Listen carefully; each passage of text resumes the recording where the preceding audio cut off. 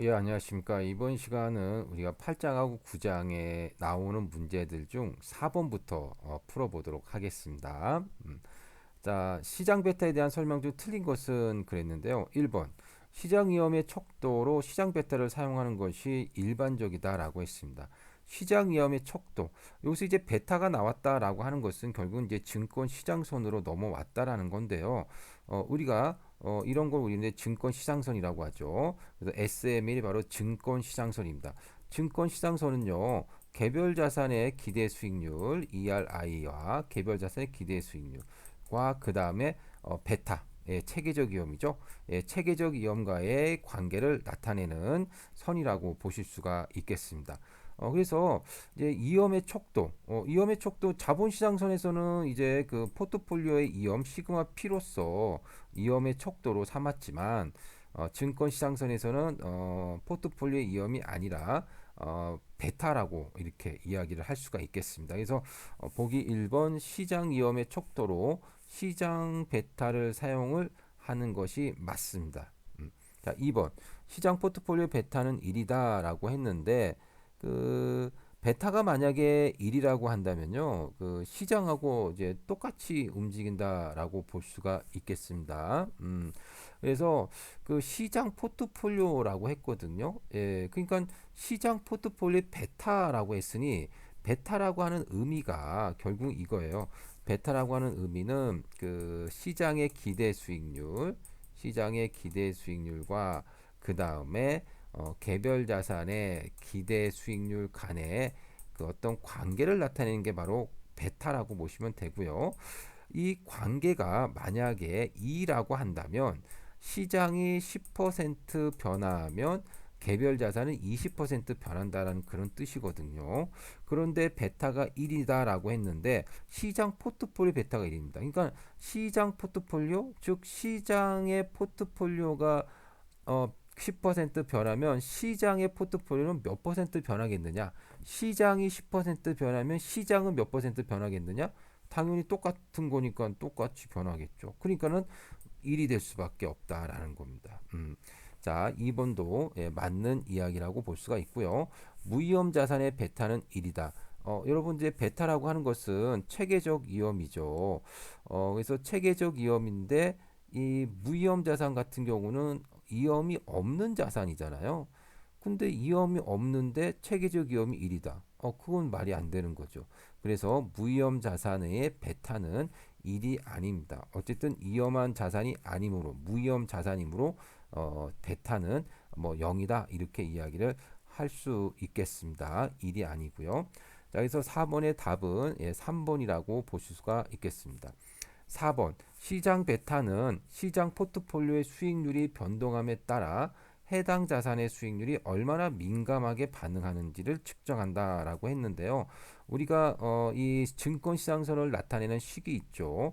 그래서 개별 자산의 수익률, 그다음 여기 보면 베타 이게 나오게 됩니다. 그래서 결국은 아까 전에도 말씀드렸듯이 시장 포트폴리오의 수익률이 변동에 따라 이게 이제 ERM 시장 포트폴리오 수익률 변동함에 따라 해당 자산, 개별적인 자산의 수익률 ERI, 개별 자산의 수익률이 얼마나 민감하게 반응하는지를 갖다가 측정한다라고 했고요.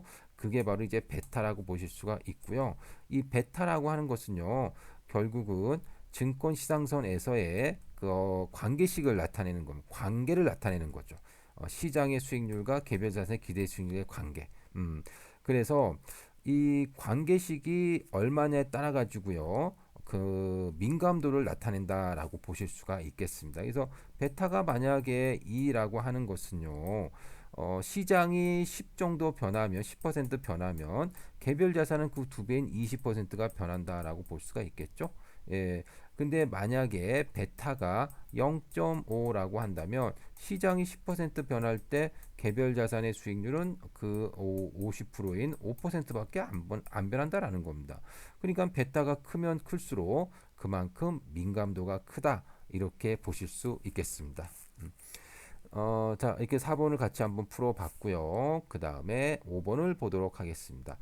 우리나라 시장의 증권시장선을 추정한 결과가 다음과 같다고 할 때 다음 설명 중 타당하지 않은 것 그랬습니다. 여기 보니까는 이제 식이 이렇게 하나 나와 있네요. 식이 나와 있고요. 요 이제 식을 보게 되면 이게 이제 증권시장선이라고 보실 수 있겠습니다. 아까 전에 우리가 이제 증권시장선에 대해서 간단하게 봤었는데 증권시장선 이렇게 쓸 수 있고요. 그래서 지금 보니까 무위험자산 수익률이 8%, 0.08, 8%인 것을 알 수가 있겠죠. 예. 그래서 보기 1번은 예, 맞는 이야기입니다. 자, 그 다음에 시장 포트폴리오 기대 수익률 3%라고 했는데 시장 포트폴리오 기대 수익률 근데 여기 0.03, 즉 3%거든요. 이 부분이. 그래서 결국은 ERM 빼기 RF가 3%라는 것을 나타내는 거고 RF는 우리가 8%라는 것을 알 수가 있으니 이게 3%가 되려면 ERM은 11%가 돼야 된다는 것 또한 알 수가 있겠습니다. 자, 그래서 그거 갖다가 이제 계산한 게 바로 요런 거겠죠. 그래서 11% 빼기 0.08. 자, 그러면 시장 포트폴리오 기대 수익률 3%라고 보기 2번에서 그렇게 이야기했는데 시장 포트폴리오 기대 수익률 몇 퍼센트입니까? 여기 11%네요. 예, 그래서 시장 포트폴리오 기대 수익률은 11%라는 것을 알 수가 있고요. 그 다음에 삼성전자의 베타가 2라고 한다면 그 삼성전자에 대한 투자로부터 기대한 수익률 14%이다.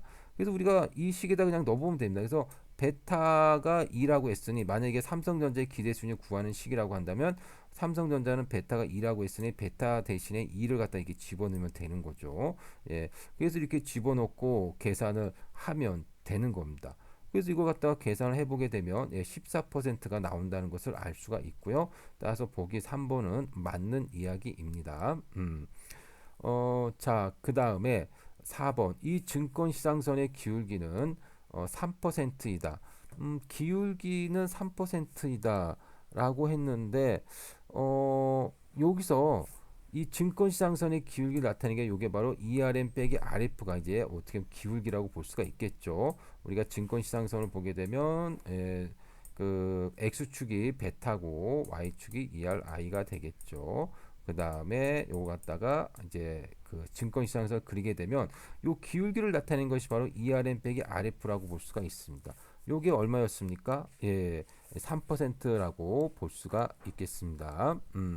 그래서 어쨌든 답은 보기 2번이라고 할 수가 있겠네요.